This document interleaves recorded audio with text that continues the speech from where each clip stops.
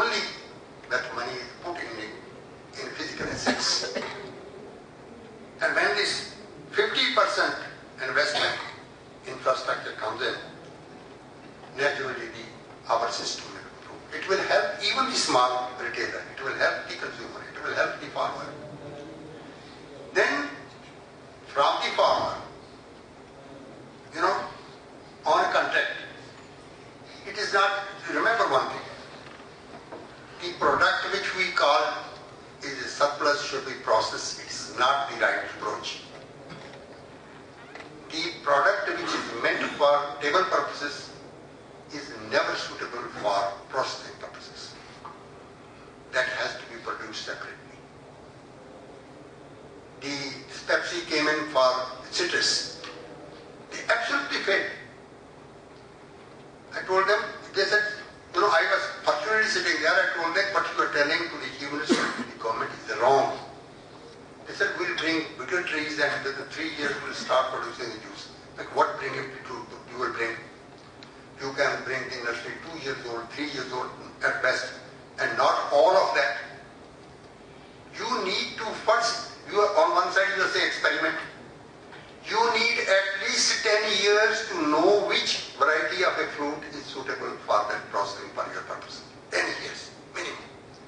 After 5 years it will start bearing. Some plants, they immediately give fruit and then decline. Some they slowly grow, they increase, and some are the quality. All those varieties they brought and they failed. They put a very hefty plants to a 2 plus a sharper and a bower. That was on sale in that time. They wasted the money on this. Farmers' land they took for 12 years on rent. And I was crying that after 12 years the farmer will not get the yield and he will have to uproot it. Now they abandoned it after 3-4 years in between. And the farmers are at a loss. Manpreet was at that time finance minister. I wrote a letter to the center. I wrote a letter to Manpreet. Don't give them money, they are wasting it. You know what his response was? He said, Uncle, it's better to love and fail rather than not to love. So he gave them 30 crore rupees, that was also wasted. So the question here is, then whatever varieties succeeded, only 2 varieties which were already there approved by the Punjab Agricultural University, and they are table varieties. Similarly for potato, similarly for tomato, our potato has got the higher sugar content. It is not fit for chips and these processing for that purpose. So you have to create varieties. You cannot operate a plant on a surplus yield, which is excess of production of consumption. So there has to be technology coming in. There has to be right varieties to be sown, and then contact with the farmers. Farmers have to be motivated and helped to produce the right varieties, and they have to be given higher prices for this. So my hope is, I don't know about realized or not, and when I look at FTD as a positive aspect, I look them, they will come with the technology, they will come with improvements, they will come with investment, they will come for the benefit of consumer, they will come for the benefit of producers. This is what I look at it. Now, the question is, what are the pitfalls? There are. One of the biggest pitfalls is that these companies may not import the cheaper products. China is already there. Even our Devi Devtas are produced by them. Movatis are produced by them. The lighting is improved by them. And they are hitting our industry nowadays. Cheaper, lower quality. That is the fear. That employment may not shift to China and profit may not shift to USA or Europe. We have to guard against that under the provision. The provision is that at least 75% of the produce from the farm sector and 50% from other sectors must be bought from local producers. And that provision is there. And that will safeguard it. So this is where the pitfall pitfall is, and I hope this will be taken care of. Now, checkpoints, when I say, is number one, there has to be mandatory infrastructure investment by the investors with the FDI. That's very important. Because only then it will become a stable, good investment. Then, in my opinion, in some sectors should be as it is in cold storage, there should be 100% FDI. Let them fail, let them succeed, and set a pace for us. Then, my suggestion is that these outlets, that this FDI is not only multi-brand, it is in aviation, it is in insurance, it is in pensions. We are opening up this sector. So, their location should be outside the municipal limits, not within the municipal limits. That will sustain the small vendor or small shopkeeper. Then there should be compulsory corporate social responsibility. It must be imposed. For example, Pepsi has, they invest in agriculture, on direct seeding, on tensiometers. There is a project going on. I was one of the advisors on this. So the corporate social responsibility must be imposed. Then, very important aspect, every enterprise must have a positive balance of trade. There shouldn't be deficit. If all those enterprises give the positive balance of trade, then probably it will help us. But if it comes to negative, then probably it will not be. This aspect is very important. So these are the few of the things which is taken care. In my opinion, FDI is a useful thing. We should allow. Remember one thing: we are operating in a globalized market, and we cannot shut our doors to the international market. We don't want to suffer the fate of USSR.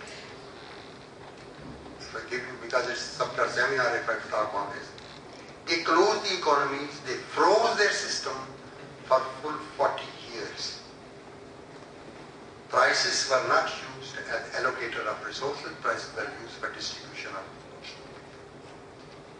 And first time when I went to USSR in 1970, the ruble price, official ruble price was $1.30. But the black market, $1 on 4 rubles. That was the difference. And but they opened dollar shops. The people who have a dollar, they could buy at that price. But when I went to USSR broke in 1991, I spoke to the agriculture minister for 3 hours and for 6 minutes. I saw. Then I was a consultant, a World Bank consultant, I went there. I was shocked when I went. $1, they paid 40 rubles. And then we went to one of the farms, and then we stayed not in a Russian hotel, 5-star Russian hotel, but it was no less than ordinary person. I was shocked. Whatever they charged till morning, they gave us the dinner, multi-course dinner, wines of the top, and then morning breakfast. You know how much they cost? They charge the rubles in the initial prices. At that exchange level, it cost me 84 cents. That was huge. At that time, the dollar was 160 rubles, and I was repenting why I didn't delay for cashing the dollar. So that system failed simply. It is one of the reasons, not the total reason, because you know if you go to they expanded too much on defense and all those things. Many factors came in, Afghanistan came in, but at the same same time, one of the major reasons was they froze their system, they closed the economy, they operated in the international market with a closed economy, they were importers and exporters, but at the same time, this joint became it. So, when we are operating in a globalized market, we can't shut our doors, we can't face that winner. So, FTA has to flow, but we have to create an environment for which we have not catered for. We are crying before actually something happens. So, in my opinion, in the end I would say I've taken too much of time. The FTA is a good thing, but you have to monitor it, you have to lay down the essential parameters, and you have to lay down the essential conditions. Thank you very much.